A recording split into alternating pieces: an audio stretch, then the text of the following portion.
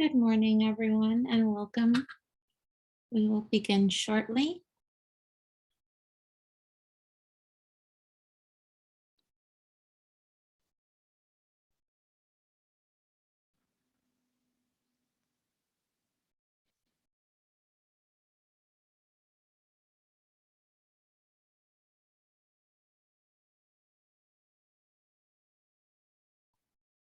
Next slide, please. Hello again, and good morning, and welcome to today's webinar on Bouncing Back, Building Resilience at Work in the Time of COVID. This webinar is being presented by the MHTTC, and it will be presented by Dr. Michelle Zechner and Ms. Emily Bantz from the Department of Psychiatric Rehabilitation and Counseling Professions. Next slide, please. Again, this webinar is sponsored by the Northeast and Caribbean Mental Health Technology Transfer Center, or MHTTC, and we're housed at Rutgers in the School of Health Professions in the Department of Psychiatric Rehabilitation and Counseling Profession. My name is Gati. I'm the project coordinator of the center. I'll be hosting this webinar today. The MHTTC is funded by SAMHSA, the Substance Abuse and Mental Health Services Administration, to enhance the capacity of the behavioral health and other related workforces to deliver evidence-based and empirically supported practices to individuals with mental illnesses. We ask that you please visit the MHTTC Network website for additional information at mhttcnetwork.org. Next slide, please. And if you're interested in staying up to date with the events and products the Northeast and Caribbean MHTTC is providing, we ask that you please sign up to receive our email communications. You can sign up at the bit.ly link provided on the screen, and I will also share this in the chat box. Next slide, please. Following the webinar, you'll be asked to complete a brief survey. We value your feedback and use it to improve our activities and inform our future activities. The surveys are also important because our continued funding is linked to the completion of these surveys. So we thank you in advance for your feedback. Next. We also want to let you know that this webinar is being recorded and will be posted to our website along with the PowerPoint slides in the next couple of days. Next slide, please. This presentation was prepared for the MHTTC Network Transfer Center under a cooperative agreement from the Substance Abuse and Mental Health Services Administration. All material appearing in this presentation, except that taken directly from copyrighted sources, is in the public domain and may be reproduced or copied without permission from SAMHSA or the authors. Citation of the source is appreciated. We ask that you not reproduce or distribute this presentation for a fee without specific written authorization from the MHTTC. And also this presentation will be recorded and posted on our website. Next slide, please.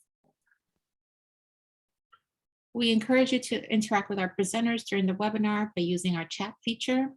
Please post any comments or questions you have in the chat, and we will collect your questions as we go and ask them of the presenter during the Q&A time towards the end of the presentation.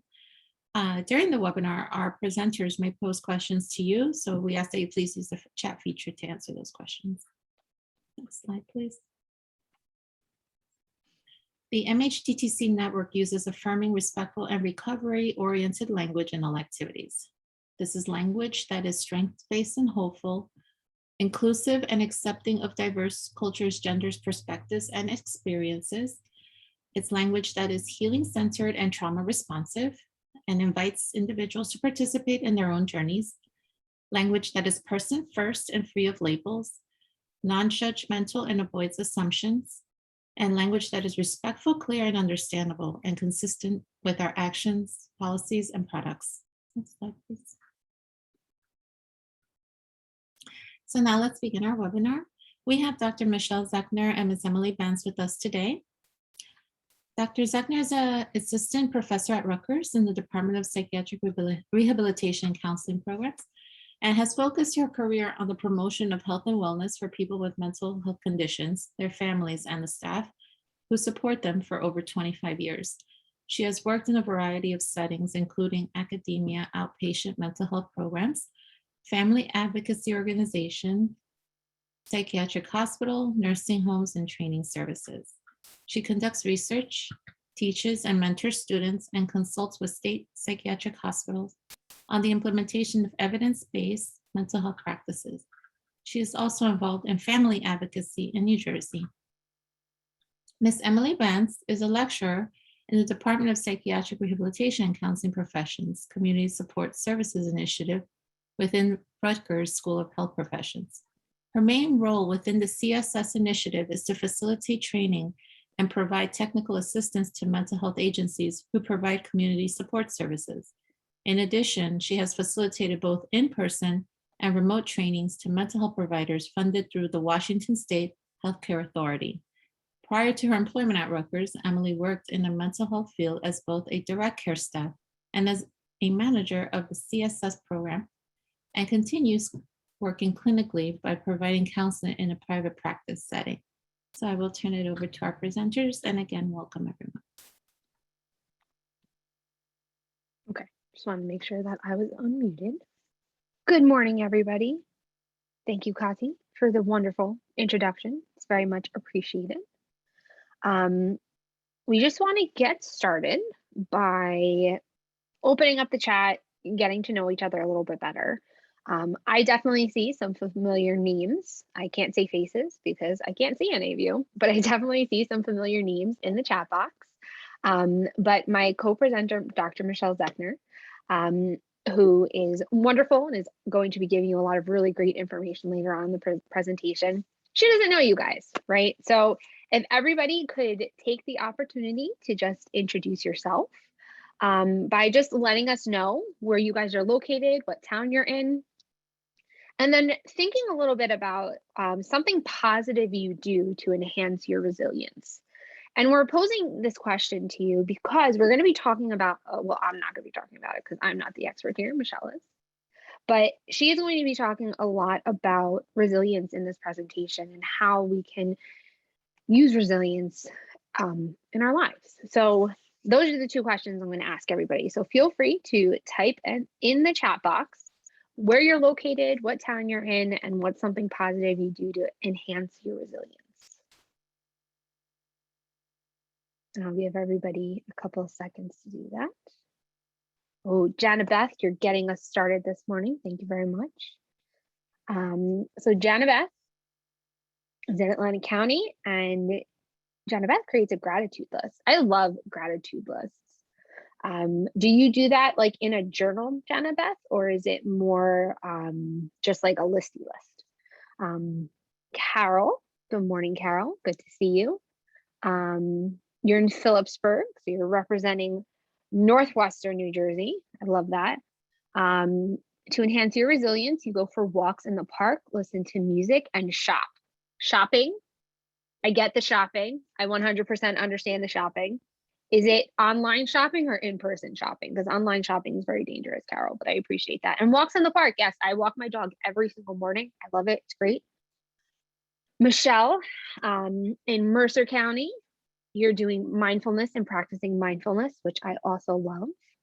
Let everybody know I'm located in Middlesex County, and I walk my dog every day, and I shamelessly watch TikTok cleaning videos and then use those TikTok videos to clean my home. And let me tell you, the positivity I feel. I cleaned my windows last night and I felt so good. Felt so good. So that's what I do. Ryan is over out in Hunterdon County, also representing our Northwest New Jersey. Your kids have made you more resilient.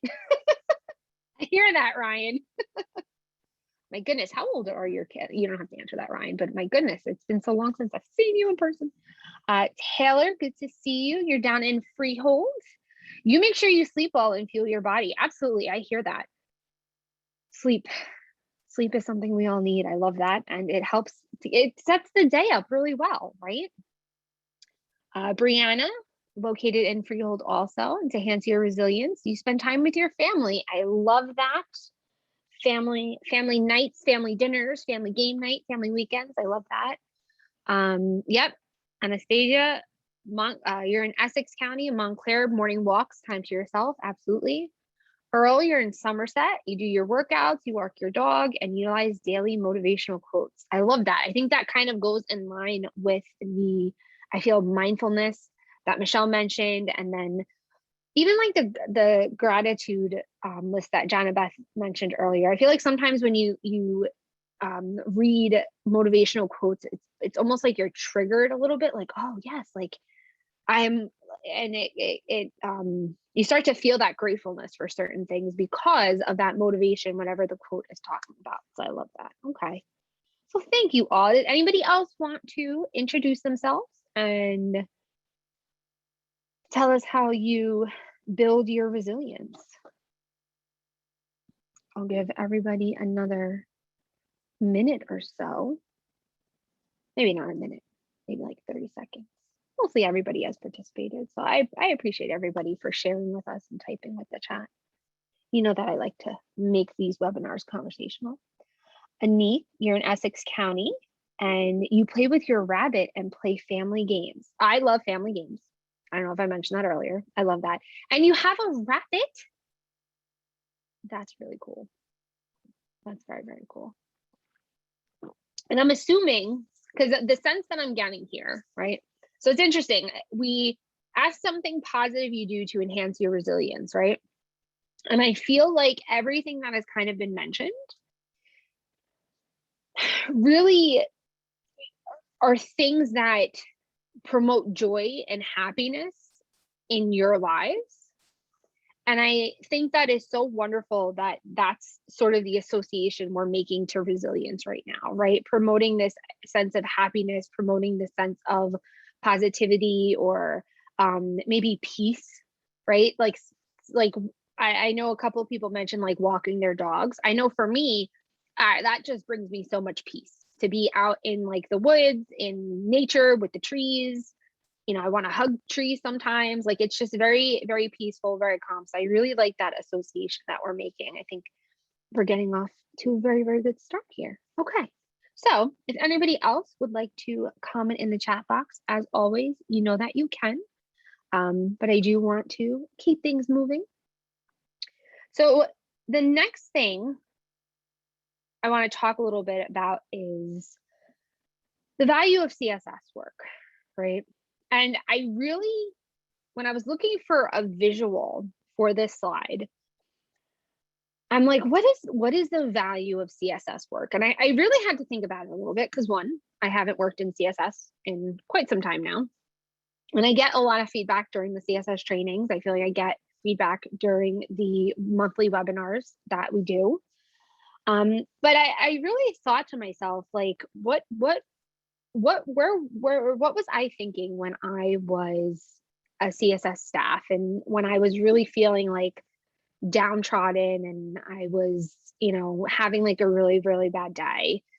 And I thought of a particular situation I had with a client where, you know, I was just kind of not having a good day. Like I had a couple of like kind of stressful outreaches. There were some people in like crisis, and I met with this client and it was just kind of like a quote unquote normal outreach. Like, you know, we just like did budgeting or, you know, did like food shopping, something like, you know, one would normally do working with community support services.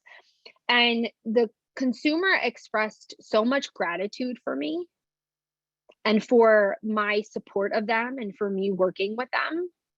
And I don't know if it was necessarily a need. I don't 100% like the word need because I don't think our consumers that we work with need us, right? But what they do need is the work that we do, the support that we provide to them, right? They don't need us, but they need that support. Everybody does, right?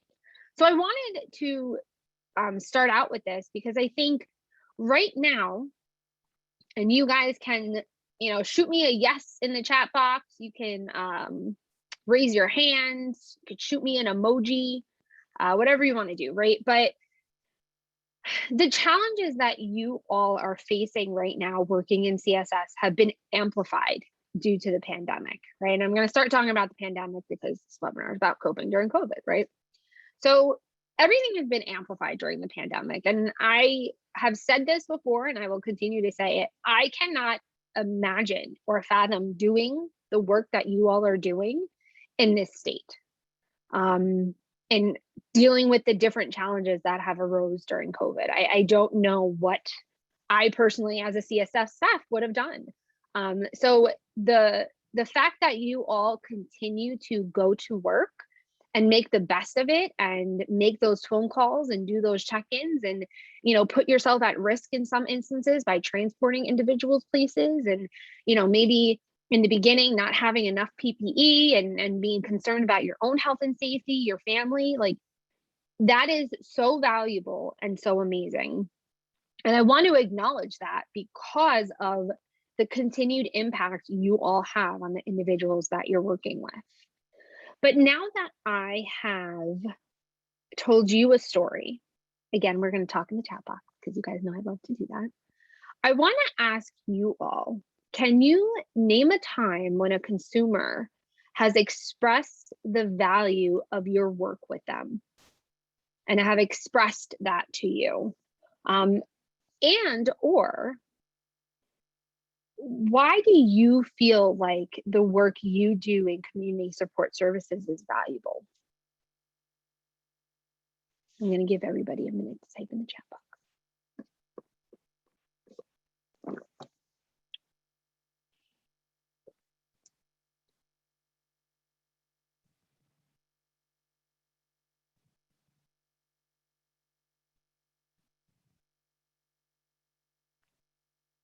So Jana Beth, those before and after stories. And it's funny because at first I'm like before and after, but I know exactly what you're talking about, right? Like before you started working with me, et cetera, now that you are working with me, this is what's happening. Yes, those stories are so impactful.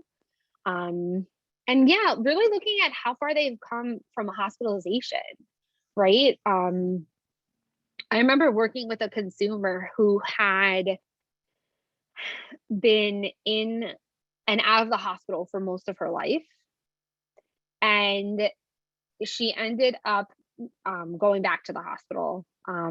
She had, you know, stopped taking her medication. So she started experiencing symptoms and she ended up going back to the hospital. And at that point, we couldn't keep her in the program because she was in the hospital for too long because of the voucher, et cetera, et cetera. And I remember like feeling really like, oh my gosh, you know, like this stinks. Like she was one of my first clients in the program. Like she was doing so well. And my supervisor and I sat down and looked at how many days she was actually out of the hospital for. And she was out of the hospital, I think, for like maybe like 4 to 5 months. And that was probably the longest she had been out of the hospital in like 2-3 years. So even though it stunk, right? It was still a triumph for her because she was able to remain in the community for that long of a time. So Carol, you said for most of my clients, I'm their only connection to the outside world and socialization. Yeah, absolutely. I remember going to see clients. I don't know if this is something you're talking about, Carol, but I remember going to see clients and going to meet with them, and they hadn't like left their apartment in a couple of days, and they hadn't seen anybody, and they were just so happy to see a friendly face and someone that they recognized. Caitlin, value to me is reflected in a quote I saw years ago that discusses the wonderful gift it is to have the opportunity to hear and bear witness in someone's story when they may have never had the opportunity to tell it before. That is so deep and intense, Caitlin. Oh my goodness. And I hear that, right? A lot of the times the individuals that we're working with have been telling us stories that they've previously told other people, and they kind of give us the information at almost face value. But has anybody out there ever had a consumer tell them something and then the consumer's like, yeah, I don't know if I've ever told any. I don't know if I've ever told any other staff this before, or I don't know if I've ever had this conversation with another staff person before. I really trust you. Has that something a consumer has ever said to anybody?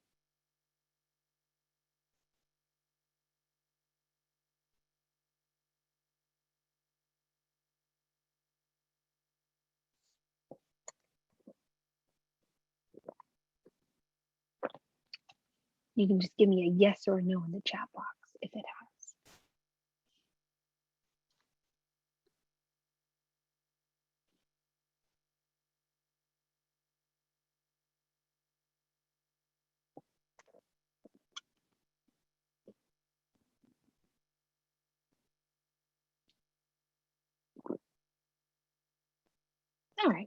Well, maybe not. It's happened to me though. It might happen to you. All right. Did anybody else want to? Oh, Anik, I knew somebody was typing. I felt it. Anik, you said, I recently heard that our work has been essential for the consumer to obtain their goals that they have had for several years. Essential. I love that word, right? I think that word is very much a testament to the work that all CSS staff do, because it's essential, right? And it goes back to this idea that the individuals that you're working with, they do need, in some instances, that support. They do need that help that you all are giving them. And that's really what makes the work you do in community support services valuable, right?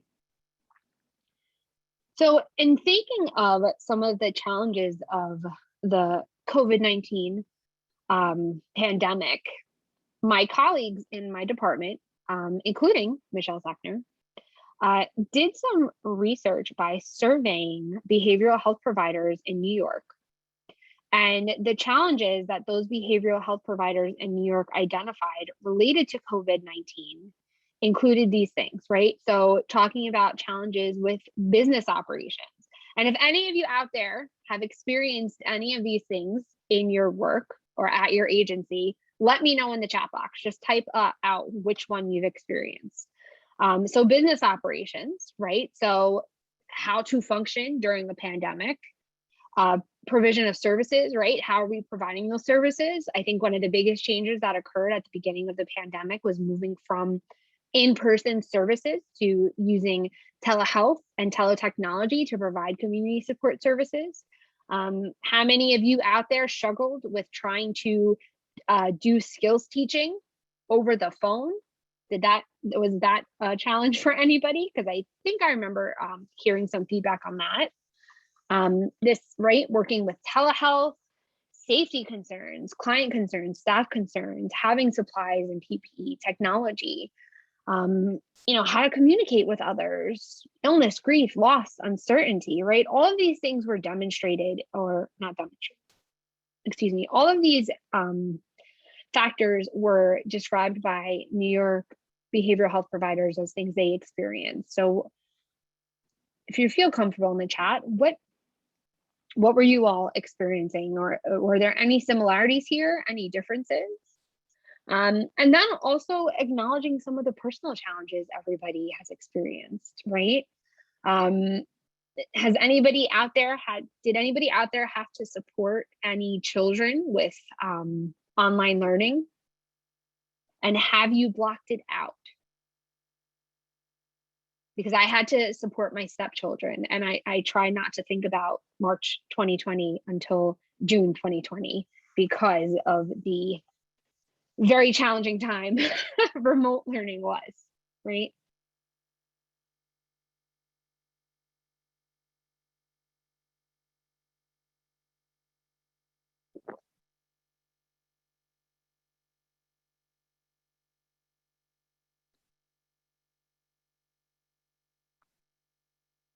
Something else that I think has recently come up while I'm waiting for people to type in the chat box is the governor's new order in terms of CSS staff needing to be vaccinated or needing to have weekly testing. Has that been an impact on anybody's agencies? I was on a phone call yesterday and I heard some perspective on the challenges that, like the logistical challenges of, staffing and making sure that there's enough staffing, and, if people miss the testing, or if people are then getting charged for the testing. Does anybody have anything they can relate to in that respect? So Nick, you mentioned homeschooling the kids. I hear you on that. Online schooling for yourself. Oh my goodness. So you are helping your kids with school, and then online schooling for yourself. That's too much school. And then telehealth, right? So communicating with consumers. I know that early on, when we were doing trainings in CSS, we got a lot of feedback from CSS staff around like how to use like telehealth, how to do community support services is very hands-on, right? It's a lot of skills building, skills teaching. It's a lot of modeling. And how do you do those things over a phone? Ryan, remote learning and childcare struggles, absolutely, while trying to maintain a positive performance and presence at work, right? So then there's this overlap. Thank you so much for mentioning that, Ryan, right? And let us know if you've experienced this as well. But having to face all of these challenges at home and then still coming to work and being able to do your job and be on, right? In CSS, you have to kind of be on. You're working with another person. You can't, you have to make sure that you're remaining professional and that, you're not coming into work, outwardly upset or stressed out, right? So then kind of turning that off and having this positive presence at work, and then vice versa, right? Because you also mentioned, Ryan, being pulled in too many differences, being pulled in too many directions, right? So you're now being pulled in this direction of trying not to bring home stuff to work, but then not trying to bring work stuff to home, right? Very, very challenging. Okay. Did anybody else want to share any concerns?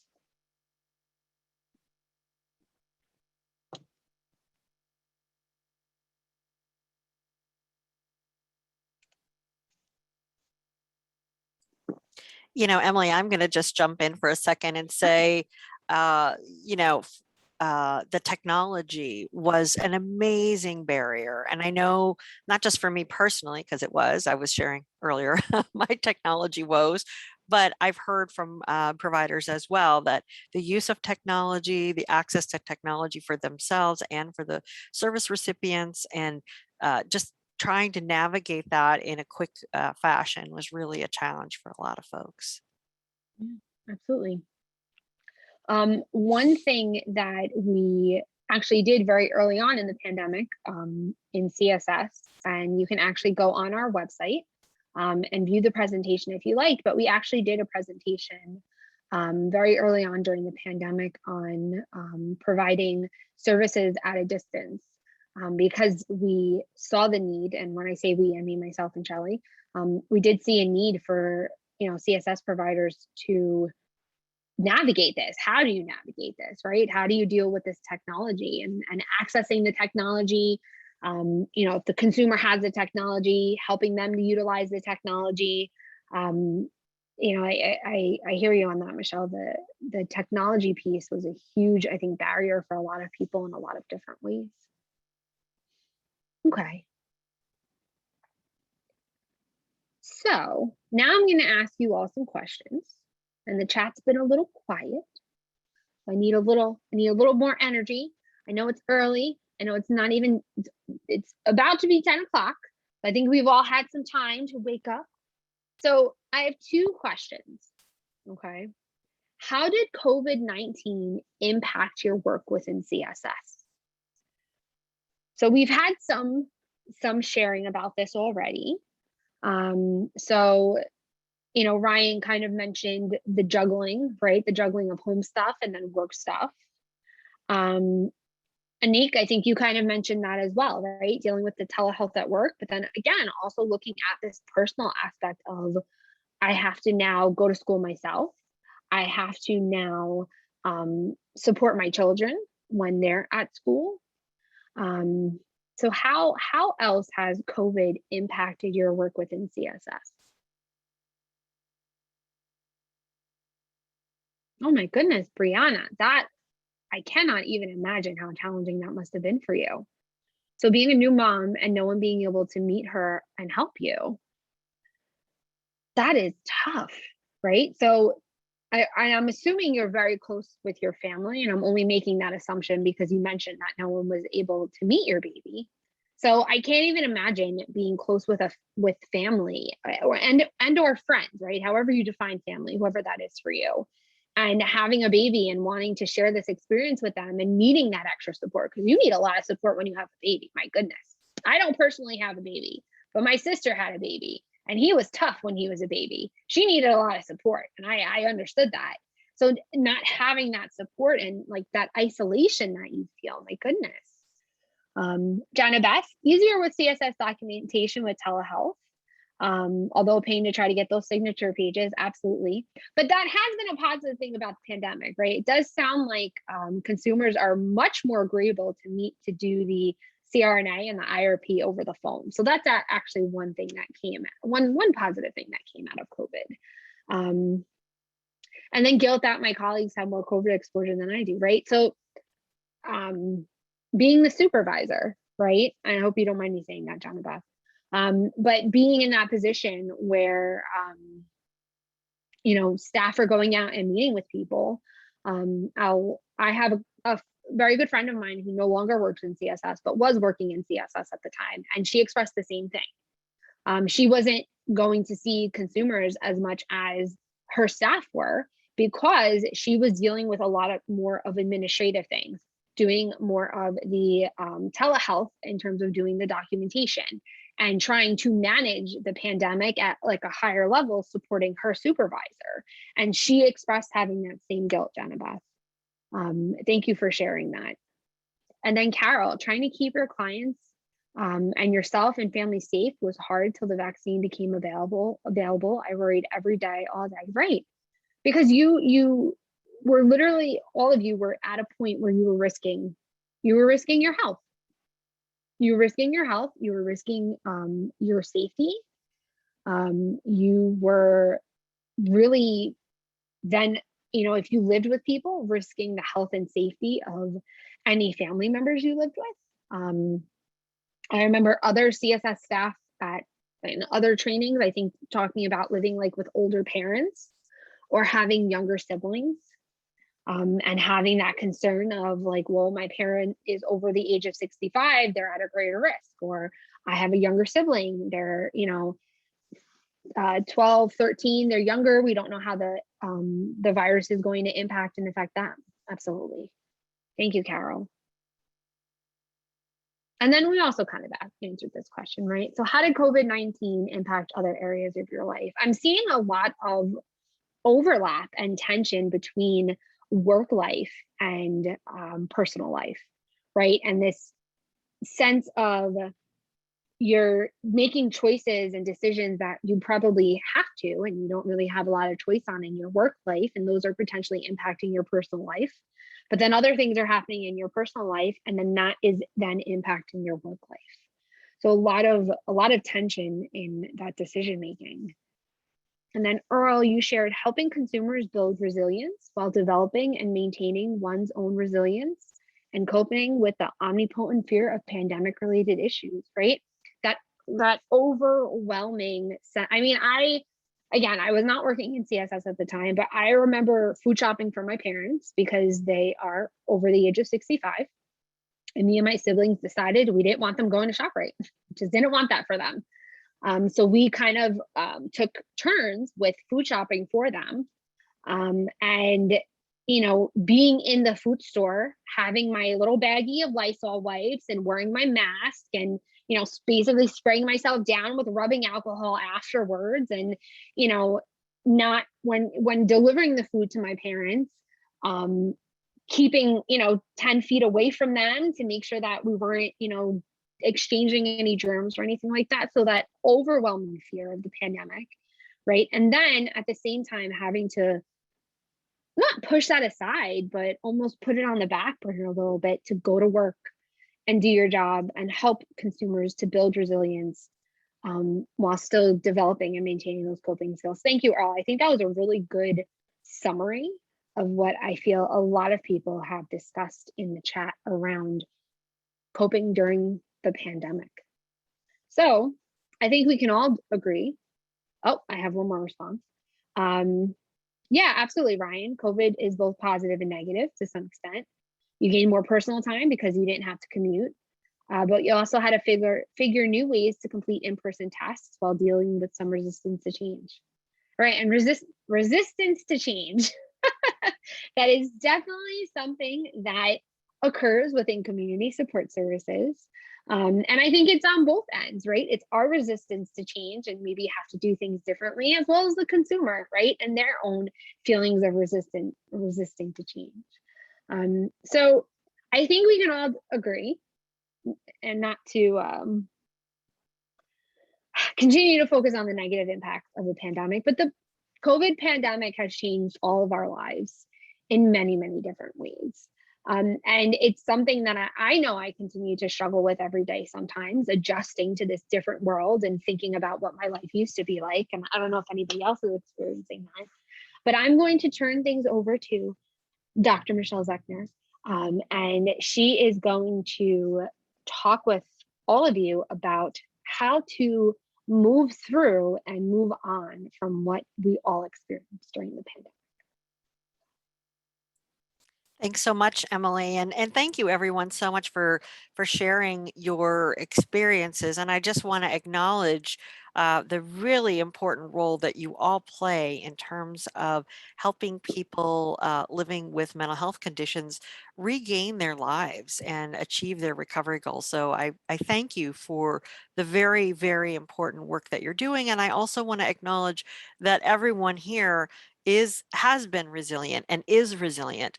And I'm thinking of this presentation, of this section, really as reminders, because I suspect that you know these things. And I also think that we need to hear them as mental health providers over and over, because for many of us, we are dedicated to the people that we serve. And sometimes we neglect our self-care and resilience a little bit. So that's sort of the background. We've been in survival mode. I include myself in that because it's been a very, very tough 18 months. And each of us has found our own ways to survive and keep going with some really difficult work. But I'm wondering, are there ways we can go beyond that survival mode and start to feel a little more grounded, a little more able to bounce back and not let the little things get to us, and actually move forward into more of a flourishing, so that the small actions that we can take each day to give us that flourishing sense to support others, but also feel supported by others. Next slide, please. So how can we've talked about some of these challenges that we're all facing, and how can we continue to face them, continue to address them? These challenges we face take a toll on us, absolutely, but there are some strategies we can use to refill our cup, to bolster our energy and help us feel more resilient and strong each day. One of the first, which I know that we talked about first thing, is the healthy stress management strategies that you engage in every day. And I know I was going to ask the question, what are some healthy ways you managed your stress in the last week? But some of you have put that in earlier. If anyone wants to type in the chat box some of the healthy ways that you managed your stress. And I say healthy because some of us, I mean, I include myself, manage stress in unhealthy ways. Like I got to know the bakery down the street really well during the pandemic. I supported them, local business, woot woot. But I ended up eating a lot of baked goods, which was probably not so healthy for me. And things like shopping, which I coined a new term, and maybe it isn't a new term for other people, but I had some traumatic events over the summer. I lost someone very close to me, and I went through grief shopping. And maybe you all do that too, but I just found myself buying a lot of things and just to kind of get through the day. So it's as usual, we need to think about the kinds of things we do to cope and make sure that we're not drinking too much, or that we're not eating too much, or that we're not shopping too much, or taking out our frustration on other people or our pets. So this is obvious stuff, but it's important to sort of ask ourselves and reflect once in a while, like, what's a healthy strategy for myself? I'm really getting into positive psychology. I think it really fits with psych rehab. And I'm taking courses and doing some coaching from a positive psychology perspective. And I find it so really powerful in terms of just reframing the way I think and the way to help others think as well. So things like defining the mission that you have, your personal mission, like why are you doing this work? Why is it important to you? Reminding yourself of that can really give you a little boost of resilience or a boost of remembering why you're here when you've had a bad day, when you had difficulty with your kids or your classes that you're taking, or your client is now in MIA and you're like, what the heck is going on today? To sort of bring it back to why am I here? What's my mission? Of course, most of us would answer because we want to help others, or maybe it's because we want to change the world or make the world a better place. Um, and really focusing on your personal values can help us build our ability to bounce back. When I worked on my dissertation in psych rehab, and I had a little post-it above because it was so hard. It was it was a long, hard journey, as many of us know in higher education. And I put a post-it note, and I said to myself, "Why am I doing this?" And wasn't like, why am I doing this? It was, why am I doing this? And I reminded myself and every time I sat down at my desk and I thought, I can't do this, like I just cannot do this. The reason I'm doing this is because I really wanted to help people living with mental health conditions live a better life. And I knew that I needed to do the actions that I was doing because I wanted to make a difference in the world. So that sounds very cheesy, but you may have another question that you have, and I welcome the question or the thing that you ask yourself that keeps you keeping on, despite all the challenges. Focusing on your mission and actively managing stress can also prevent burnout and secondary trauma, which I think you're probably familiar with as well. But let's turn now to our strengths. Next slide, please. Our strengths are what make us who we are and what makes us really unique.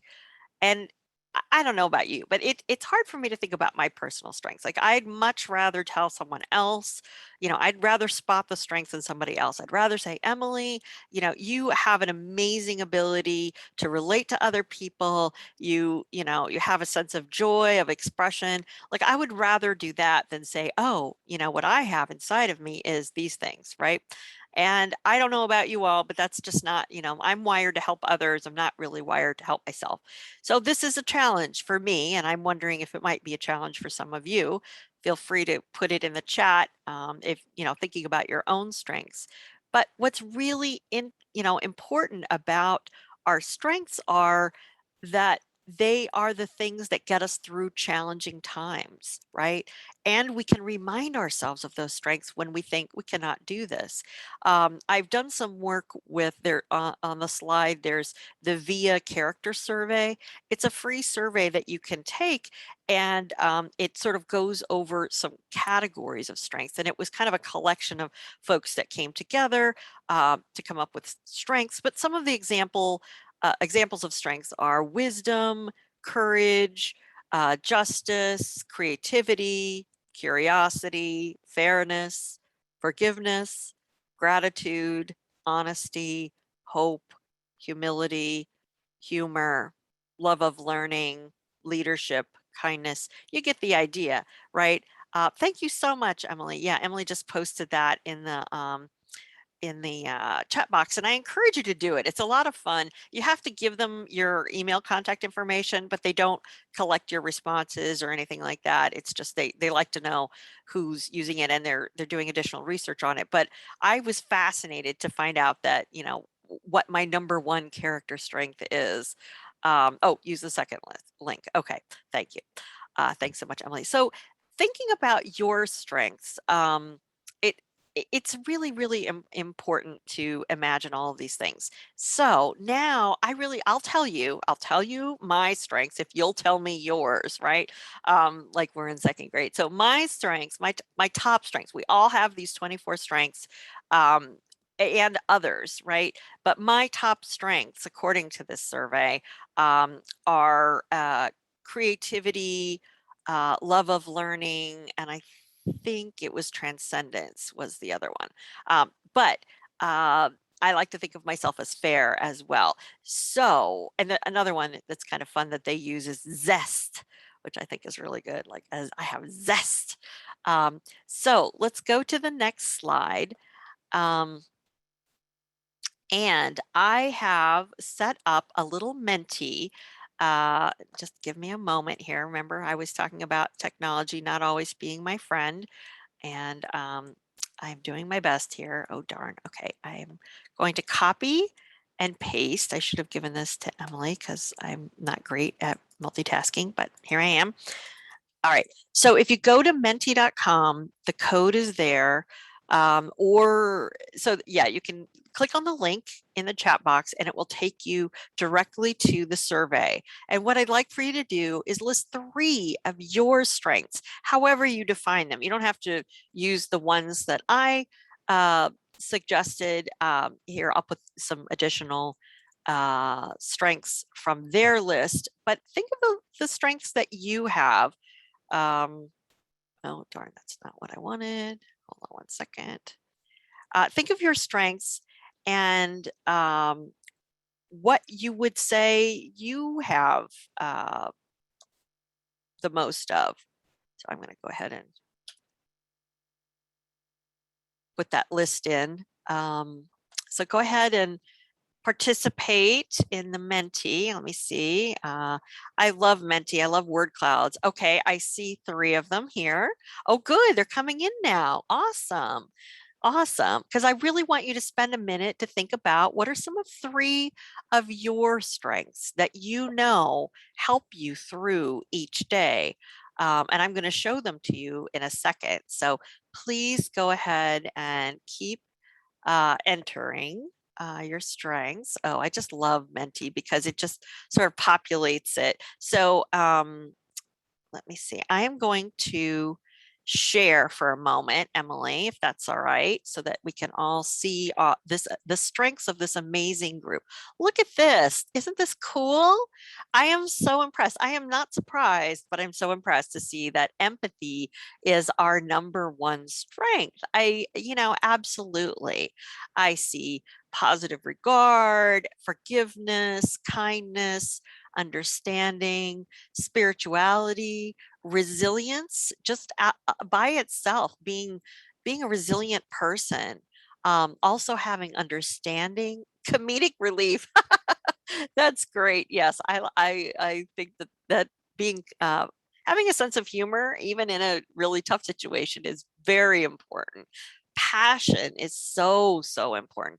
Being decisive. Oh, I wish I had that strength. That's not necessarily my strength, but I have a lot of flexibility, which is also sometimes helpful. Persistence, compassion, creativity, forgiveness, leadership, kindness. Thank you, everybody. It's just great to see so much strengths that we all have that we can use to help us each day. So I'm going to go ahead and stop sharing.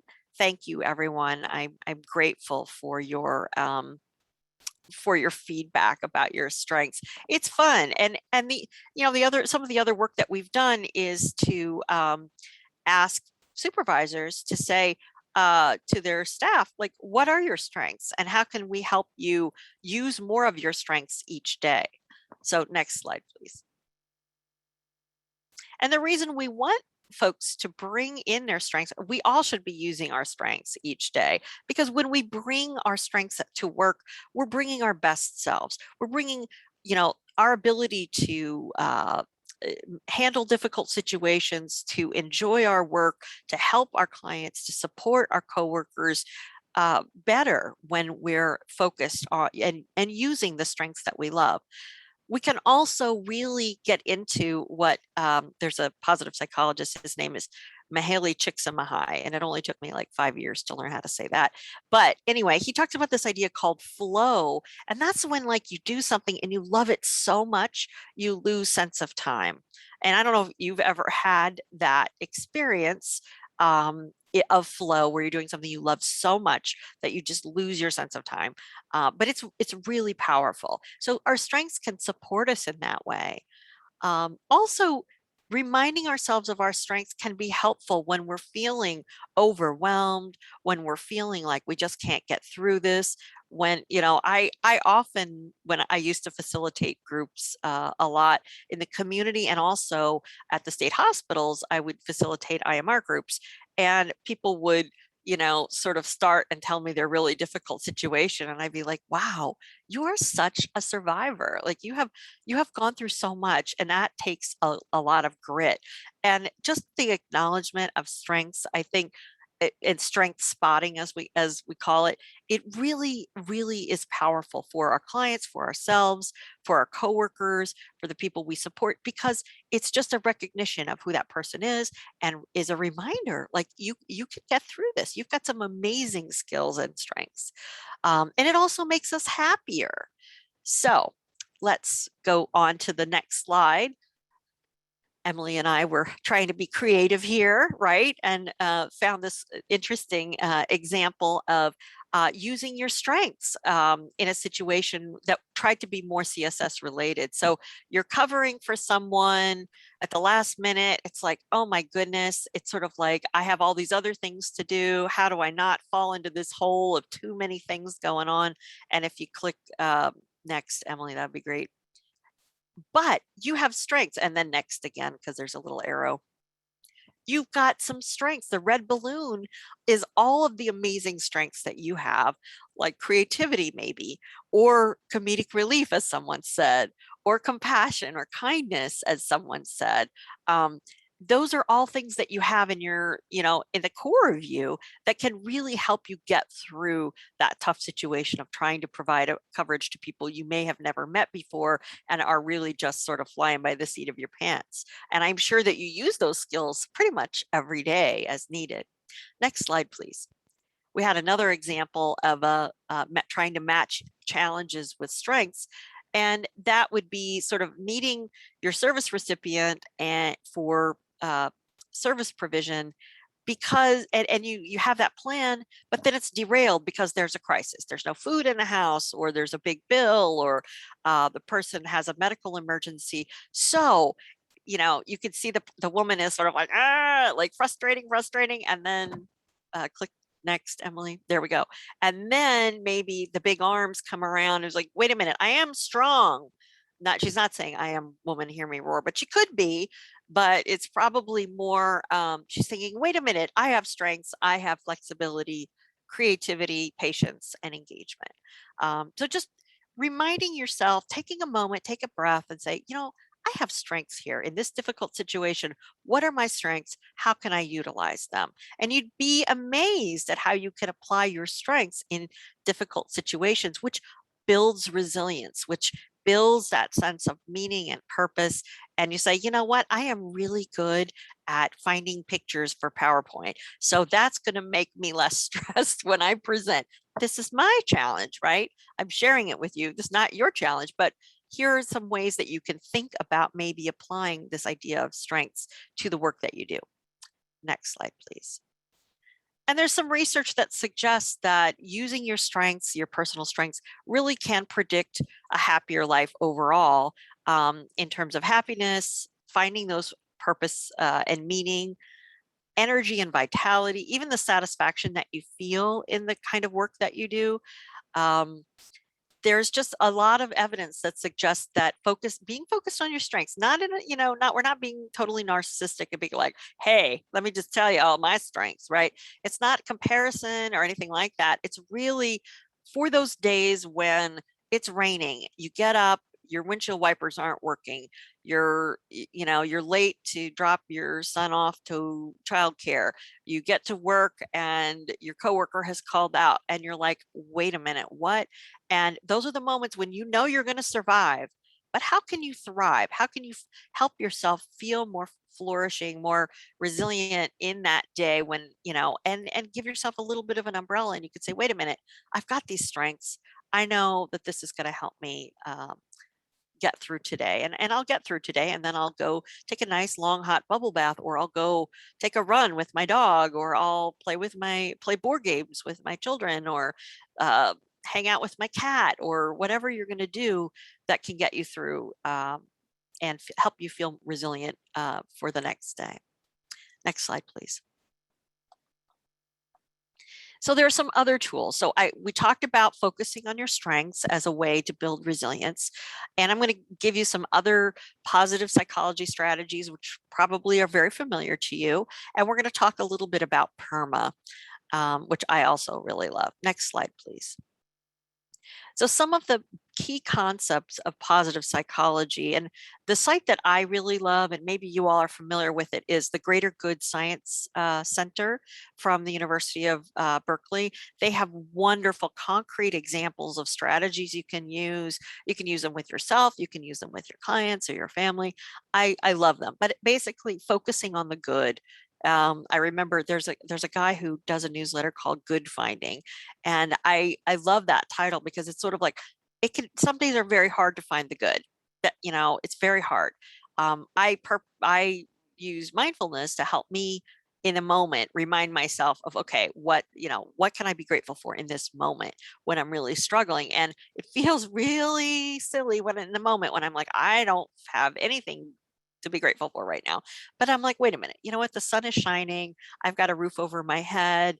I've got a fridge full of food. I've got a car that works. I've got people who love me. I, I have a good life. So that helps. And there's a lot of evidence actually and research on positivity as a way to build resilience and feel happier, actually. Also gratitude, right? Which is similar to focusing on the good, and kindness, being kind to oneself and to other people around us, and self-compassion, which I, again, say that we're not doing enough of. I was just talking to a colleague yesterday who was saying, that their mother is experiencing dementia and they had to make a call to a dementia provider, and they're like, I should know this stuff. Like, I'm embarrassed to be calling anyone for help. And I'm like, no. You need to be compassionate with yourself, because even us, we are in the mental health field. We've had a lot of experience. We have a lot of education and knowledge about mental health conditions. It's totally different when it's your family member. And just taking those moments in a day when you need to give yourself a break and say, you know what, I don't have to be perfect.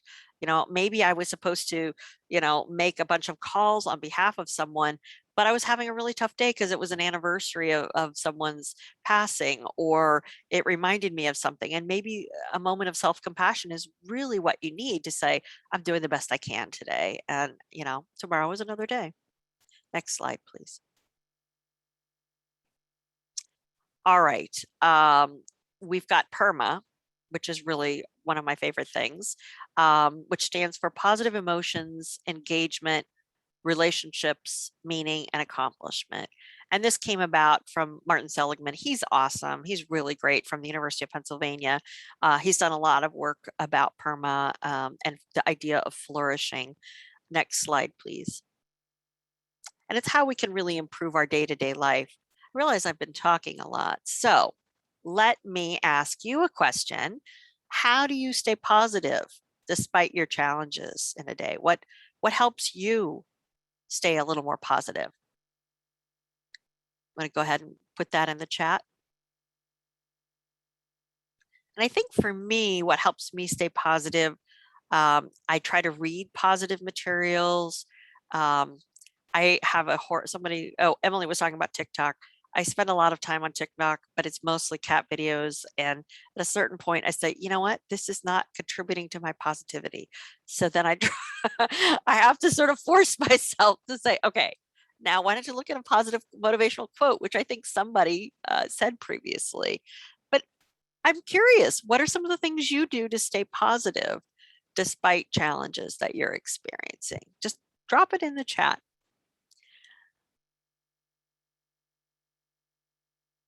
Oh, thank you, Carol.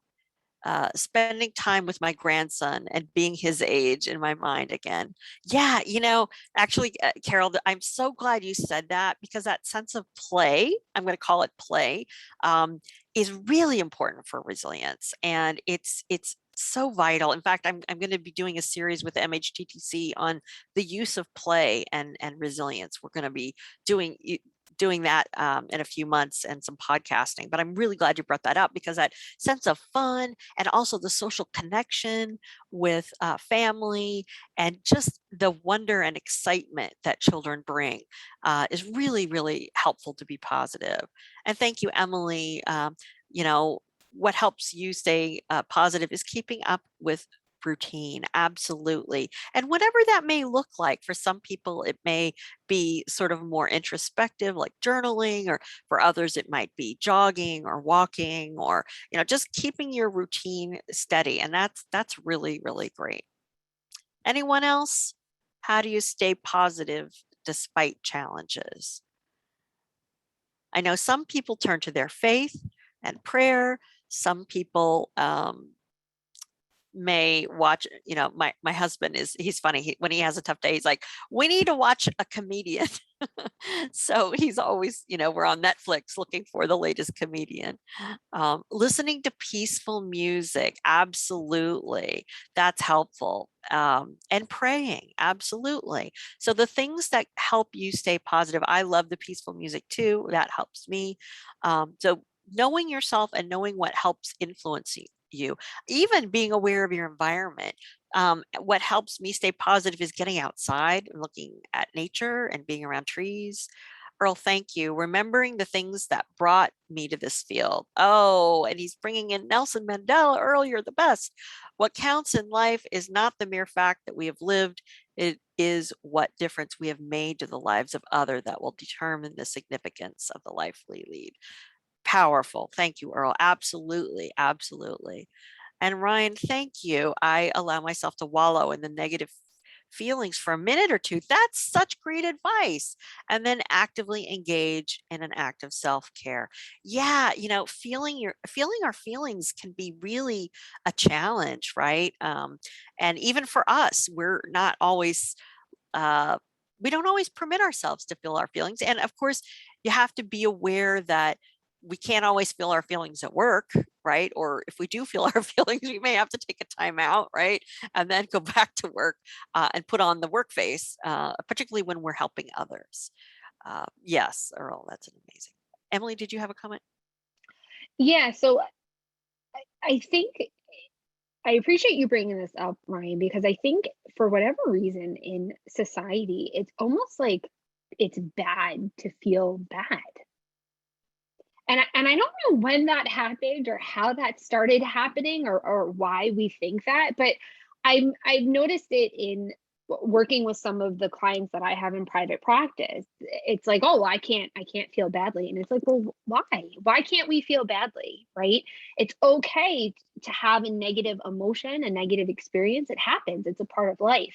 But this idea of, letting yourself wallow for a little bit, which I get that, Ryan. I do that too, but then actively engaging in an act of self-care, right? You're allowing yourself to process and to feel whatever it is you're feeling, and then you're moving on from it, right? And that's really what we want to do with these negative emotions.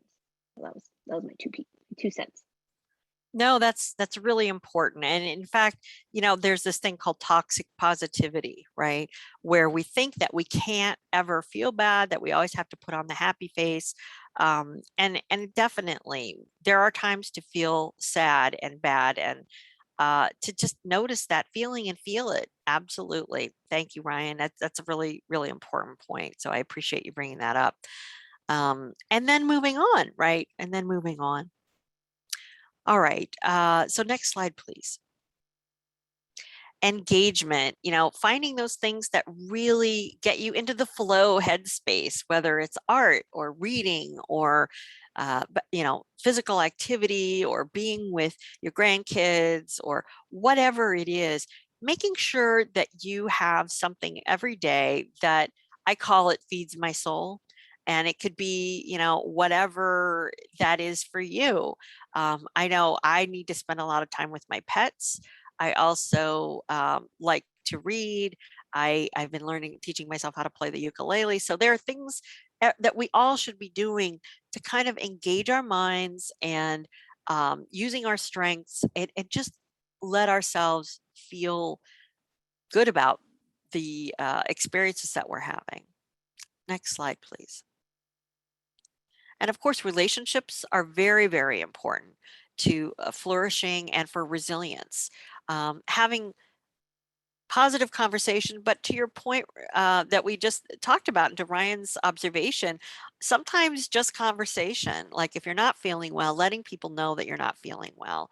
Um, and I think it's important to find those relationships that are supportive to you, so that it's not just, sort of like, one person is complaining and the other person is complaining or something like that, um, or just feeling supported by the person, and finding ways to build your social networks. And I always struggle with this one. I think, I work a lot, and work is my social network, but I've really had to try to expand beyond my work life so that there are other people that I could talk to about other things, and reaching out. Next slide. I should say that social relationships have been found to predict happiness and so many other longevity and good health. So social relationships are really the foundation of happiness and resilience. So we can't stress that enough. And then meaning. I mean, I think that to some extent this connects to the wonderful Nelson Mandela quote we just received, and that's, we're our sense of meaning is that we're helping others and we're lifting them up. And I think that we all probably have an element of that. And our connection to a higher purpose or higher being or higher entity, however you define it for yourself, and making sure that you're attending to your values. Next slide, please.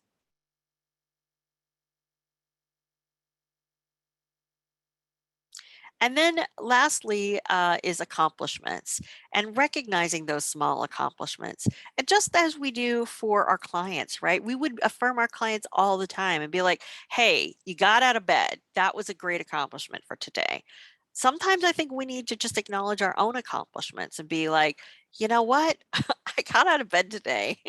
I came to work, and I got through that meeting with that client that I knew was going to be a challenge, or I got, them to the doctor and we knew it was going to be difficult, and it was, but that was an accomplishment. So focusing on your success, noticing your strengths, and celebrating any of your small wins.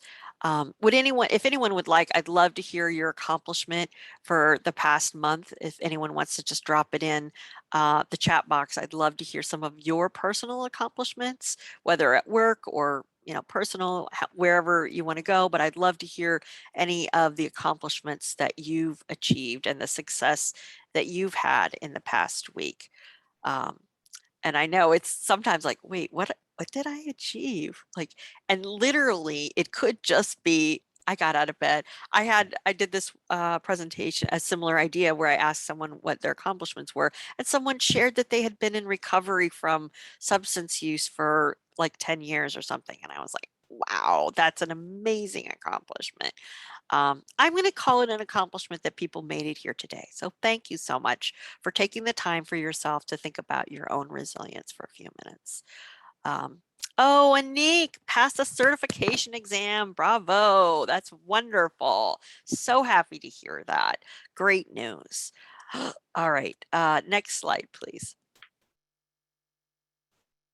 And then some people sort of said, you know what, Perma left out the plus, the things that we do every day, like eating balanced meals, taking naps, uh, moving our bodies. So they've kind of added it. This is a group from Australia that sort of call it Perma Plus. Um, but it's the foundation really of any resilience is making sure that you've had your 3 meals a day or your 2 meals. You've eaten on a regular basis when you're hungry. You've given yourself time to use the facilities. I know sometimes, you're rushing around, you take the breaks that you need, etc. So next slide, please. And so when we think about PERMA, how might it help you out? Um, Whenever I think about resilience and self-care and all these things, a lot of times it becomes sort of like, oh yeah, one more thing that I need to be doing, right? Oh, great. Thank you so much, Michelle. That's really helpful for you to be telling me that I need to be doing more self-care. And I think that that is, I feel that pressure too. And the idea is that it's just a prompt. I think it's a nice framework to sort of like, what is my thinking in this moment? Like using a little bit of CBT strategy with yourself. Like, what am I thinking right now?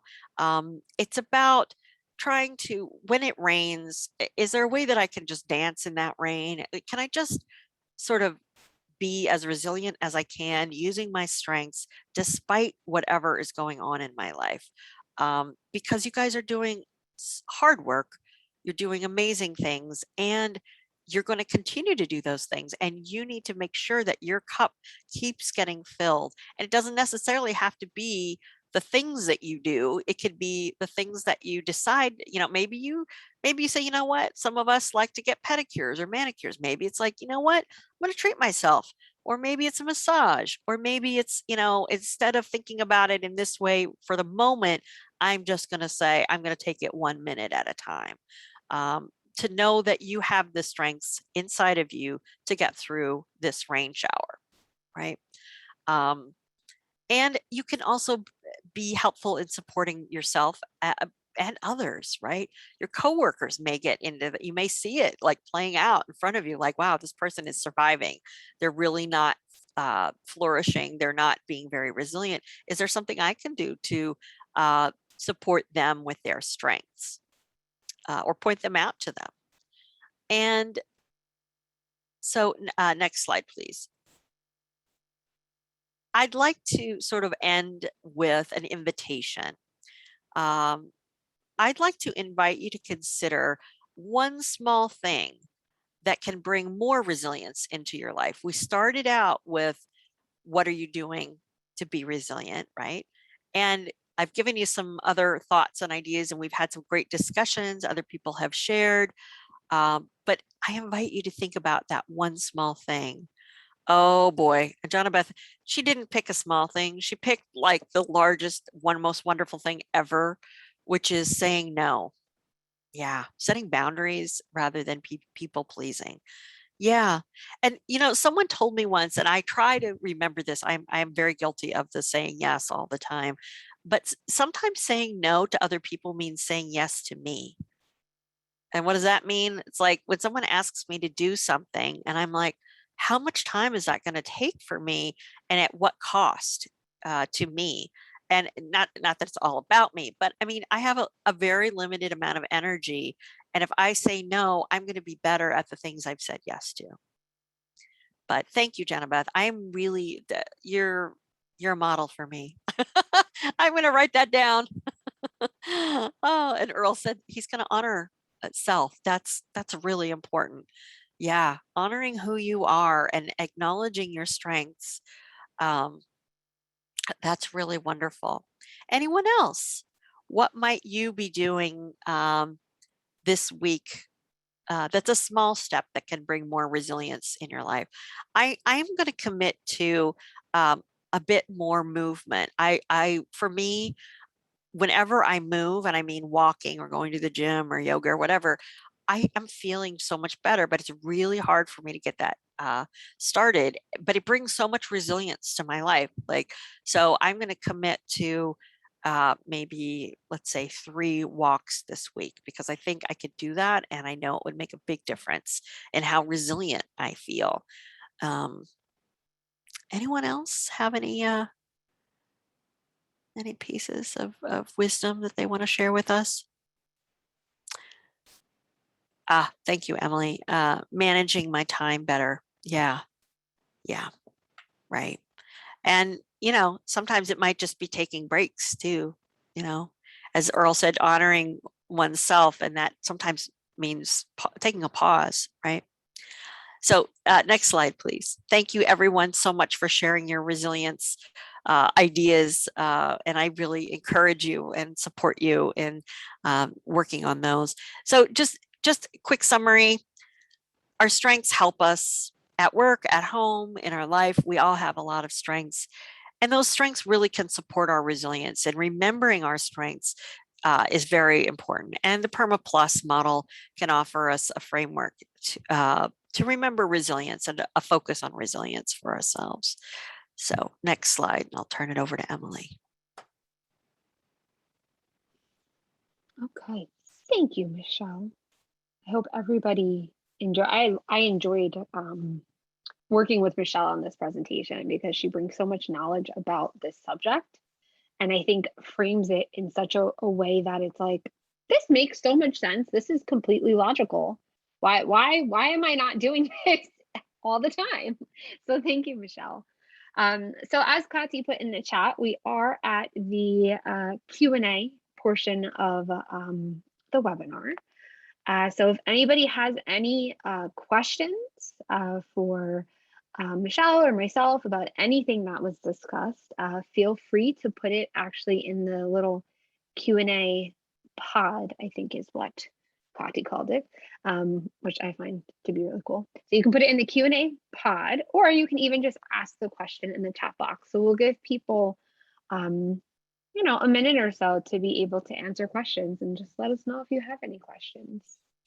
Or even comments, you know, if you have a reflection or something that you'd like to share, we welcome your thoughts as well. Absolutely. Because we've got quite the collective wisdom in this group. I sense that this is really a group that's quite resilient already.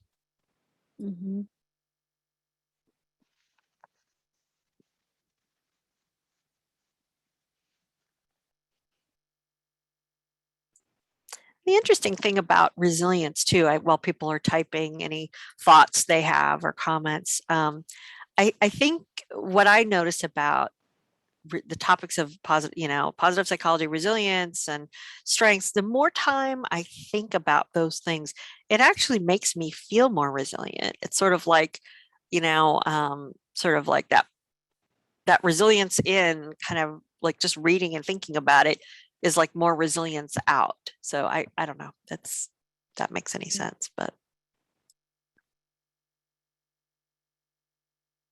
I think it does. You know, it's almost like when you build that momentum, and I'm going to use a cleaning analogy because, like I said, I shamelessly watch cleaning TikToks and then use that in my home. But you know, you start it.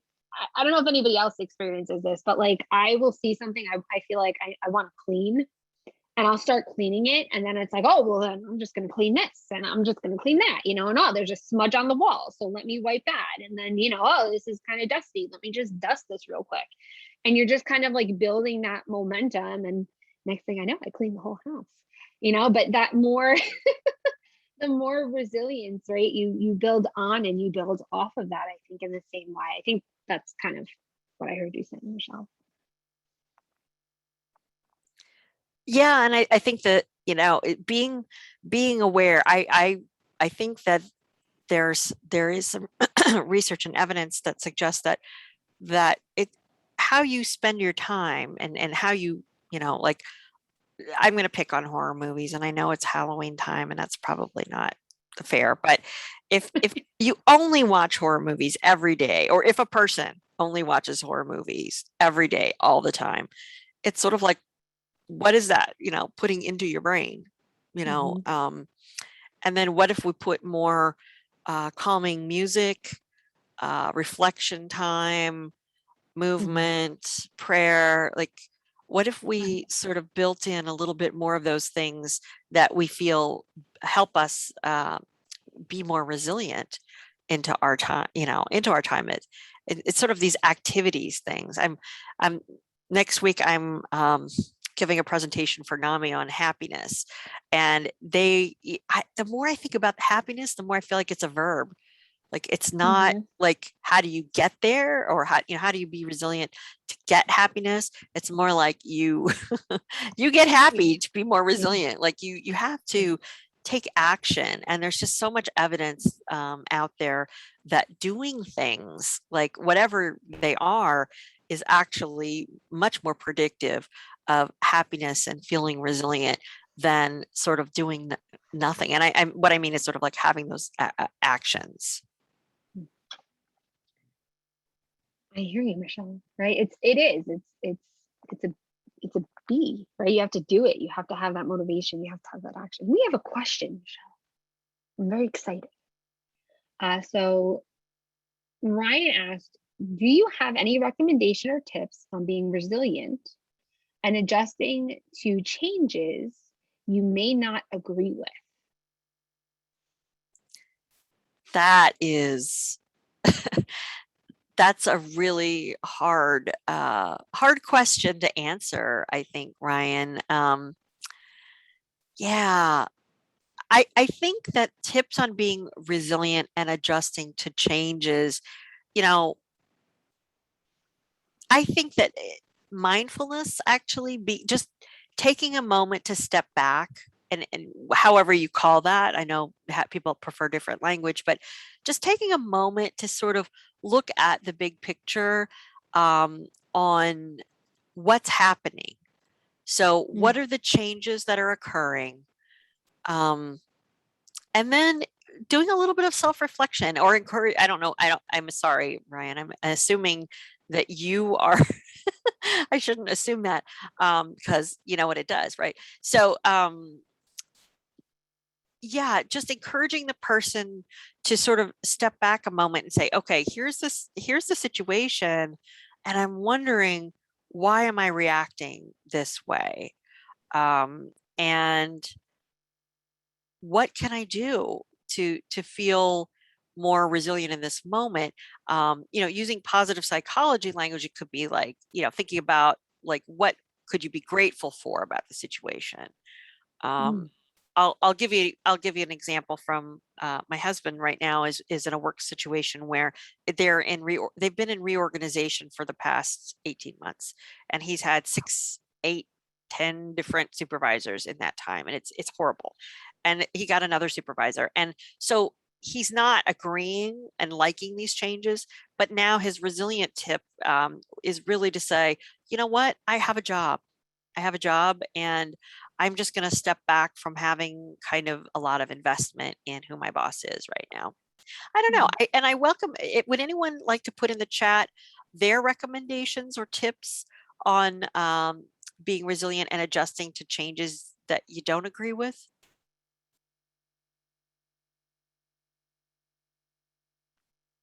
Emily, what are your thoughts? Well, I like what you said about the mindfulness piece and aspect of it in terms of just kind of acknowledging what it is that you're not agreeing with it, right?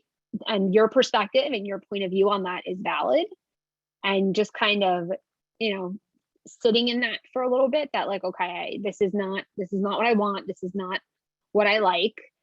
And then again, it's hard because you can't change the situation, right? It's not something that you have control over. But what you do have control over is yourself and your perspective, and really thinking about, I think, like you said, and I think I'm really just saying what you said, Michelle, but just this idea of, what can I be grateful for in this situation? What can I be what can I focus my efforts on, and my energy and my time and my emotions on, that is going to be positive, versus this fact that I'm in this situation that I'm not, in, that I don't like to be in right now, or that I don't want this change to happen. And Jana Beth mentioned in the chat the serenity prayer, which so needed sometimes. And I like what you said, Earl, recognizing that you never lose. And in essence, you either win or you learn. That's powerful. You either win or learn. And I think also encouraging yourself to remember your strengths. Like, I suspect that for someone who is in kind of this resistance to change mode, like, it's that survivor kind of thing. It's that flexibility. Like, you may not like it, but the truth is you've been through these situations before, and you know yourself well enough that it's going to get better because you've been through this before, or a person has gone through this before. Right. I hope that helps, Brian.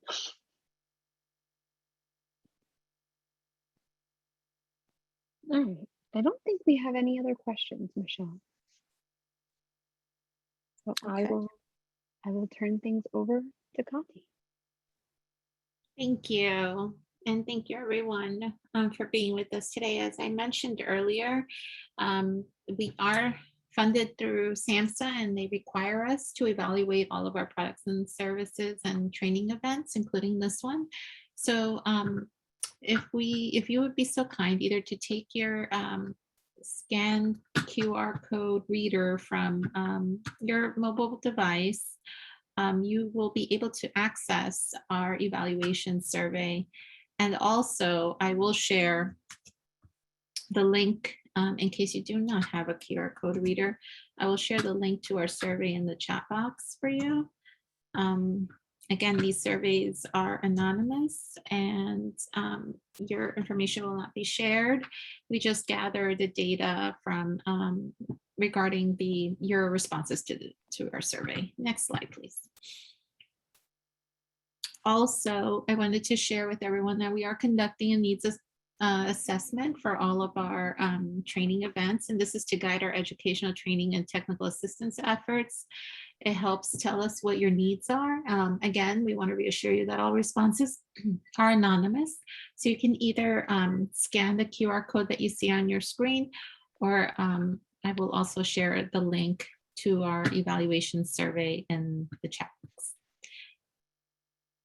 Next slide, please. Oops. Next one. Oh, There we go. there we go. And then also, if you have a moment and you'd like to follow us on social media, we do have several pages. And if you have any general questions, I can also put my email in the chat box for you. And then Emily, I believe you said that there is another webinar coming up. Yes, so I'm just going to stop sharing my screen for Sure. a second so that I can get the information. But yes, as you all know, in the CSS world, once a month, we do hold our webinars. And next month, Shelley is going to be hosting a webinar on, and I want to give you the correct title and information. So don't leave yet. So it's entitled Behavioral Addictions or Problem Behaviors. And since the inclusion of gambling disorder in the DSM-5, there's been increased attention to behavioral addictions, including shopping, eating, gaming, and pornography use. This webinar is an introduction to the increased identification of problem behaviors as behavioral addictions with a focus on gaming. So this webinar is kind of in continuation to the other webinars we've hosted on addiction. So I'm going to put the invitation link in the chat, and I'm also going to ask Kathy, if you can, when you send out the follow-up email, if you could also send out this link. Sure. And that is the registration information for the webinar. It's going to be on November 12th at 9:30 a.m. We're going back to our normal Friday date. And as always, if anybody has any questions about any of the webinars, please feel free to reach out to myself, to Shelley, or to Earl. And thank you, Shelley and Earl, for also being on the webinar today. It's greatly appreciated. Have the whole CSS team here. Wonderful. Thank you so much. So we are at the top of the hour, and I just wanted to thank everyone for being with us today. Thank you, Michelle and Emily, for providing us with a wonderful presentation on resilience in a very needed time. Again, I will be emailing everyone links to these evaluation surveys. Everyone will receive a certificate of completion from the MHTTC listserv. It's called an intranet, and that generates our certificate. So, and then the recording and our presenter slides will be posted on our website, and I'll send the link out to that as well. So again, I just want to thank everyone, and I hope you have a wonderful rest of your day. Thank you, everybody.